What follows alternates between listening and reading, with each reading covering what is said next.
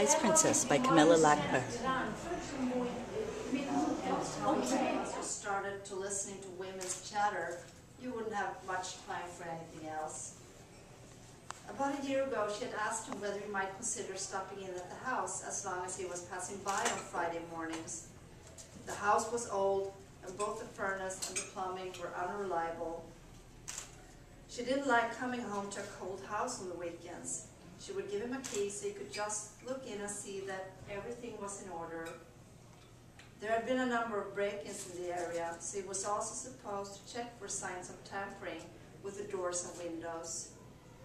The task didn't seem particularly burdensome, and once a month there was an envelope with his name on it waiting in a mailbox containing what was to him a princely sum.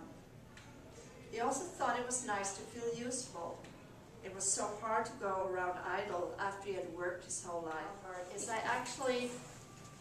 I mean, he's the worst boss in the world. He's just such a horrible boss, and he's not, to begin with, a very nice human being either. And I wanted to bring him into the book as a little bit of a comic relief, so I intentionally made him into a stereotype and, a comical figure. And I didn't want him to be a three-dimensional, realistic character. But when the book came out, I started getting emails from police officers in Sweden saying that, "Oh, is that my boss you're describing? You're describing him to a T." And that freaked me out, because if there are police officers like that in Sweden, I mean, it's everywhere. But the thing is that I really intended for me not to like him and for him to be a 100% dislikable figure, but without giving away too much, he will develop over the books. He will never be a nice person, that would be asking too much, but you will see sides of him that you did not quite expect, I can say that much. And he's grown on me. So basically, all the women in Sweden had a crush on him. He was the hunky policeman. Well, he wasn't hunky when he started the show, but then he lost a lot of weight and he turned into this really hunky guy. Sorry, Holly.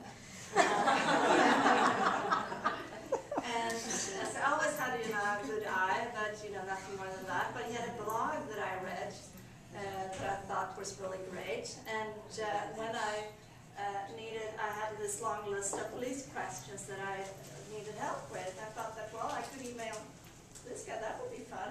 So I emailed him, and he was nice enough to answer my questions. And after that, he was, through email, my personal research policeman. And after we, 1-2 years later, we were both divorced, and I took the opportunity to ask him if he wanted to have lunch, and I could thank him for all his help. And the rest is history. My colleagues that, as I said, we're friends, a lot of the crime writers in Sweden, and they're a little bit jealous that I have my own policeman.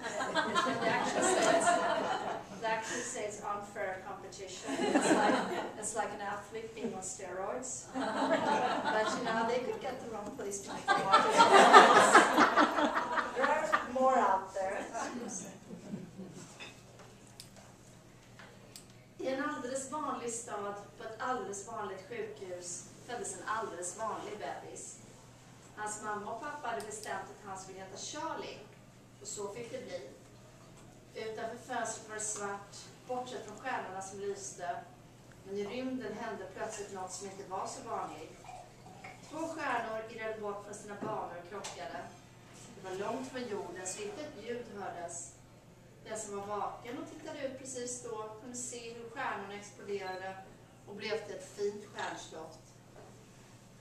Det mesta av stoftet försvann ut i rymden, fast lite blev kvar, och det letade sig ner till jorden och in genom fönstret på sjukhuset. Det landade på bebisen som låg och sov, helt ovetande om att han från och med nu inte skulle vara särskilt vanligt alls.